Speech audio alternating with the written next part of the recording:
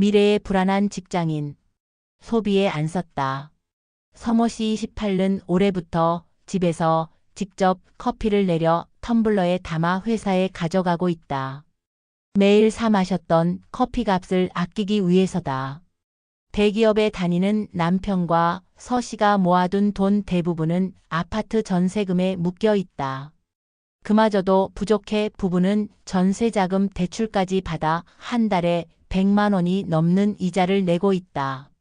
서 씨는 평수를 넓혀 이사하려고 했지만 이자 부담이 커서 포기했다. 커피값부터 아껴 저축을 늘리려는데 집값도 전세 가격도 올라 걱정이라고 말했다. 연초 성과급 등을 받아 지갑이 두둑해진 2030 가구가 정작 씀씀이는 줄이고 있는 것으로 나타났다. 소비의 주축인 청년들마저 소비를 줄이면 내수가 더 가라앉는 등 악순환에 빠질 수 있다는 우려가 커지고 있다. 3일 본보가 통계청의 가계 동향을 분석한 결과 올 1분기 13월 가구주 연령이 39세 이하인 가구의 월 평균 소득은 548만 1,000원으로 집계됐다. 1년 전 507만 3천만 원보다 8.0% 늘어나며 통계 집계가 시작된 2019년 이후 가장 큰 폭으로 상승했다. 청년 가구의 소득 증가 폭은 전체 가구의 평균 증가율 4.5%를 2배 가까이 웃돌았다. 가구주 연령 39세 이하 가구에는 20, 30대 1인 가구와 가정을 꾸린 신혼부부 등이 속한다.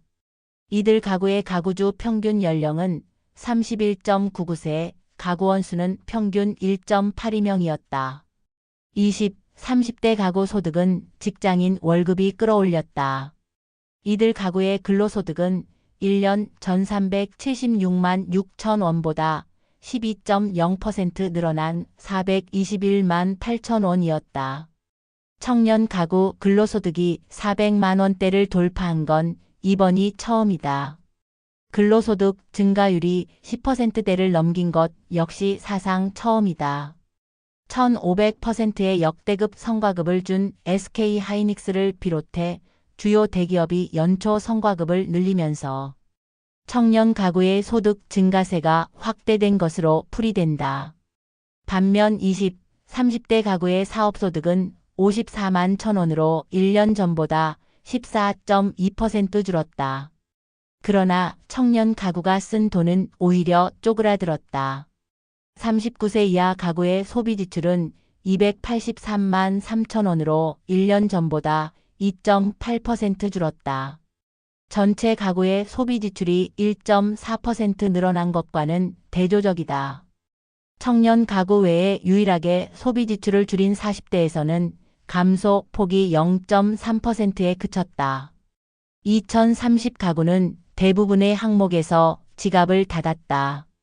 음식료품을 사는데 쓴 돈은 3.3% 줄었고 주류 담배 7.0%, 의류 11.5%, 자동차 구매를 포함한 교통 운송 20.3%에 대한 지출도 마이너스를 보였다. 석병훈 이화여대 경제학과 교수는 주택 가격 상승이 예상되는 등 미래에 대한 불안감이 커지면서 청년들이 소비를 줄이고 저축을 늘리고 있는 것이라고 말했다. 누적된 고금리로 이자 부담이 여전히 큰 점도 씀씀이를 줄이는 데 영향을 미치고 있다. 청년층 가구가 세금이나 이자 등에 쓴 비용 비소비 지출은 113만 5천 원으로 역대 가장 큰 폭 13.6%로 늘며 처음으로 100만 원을 넘어섰다.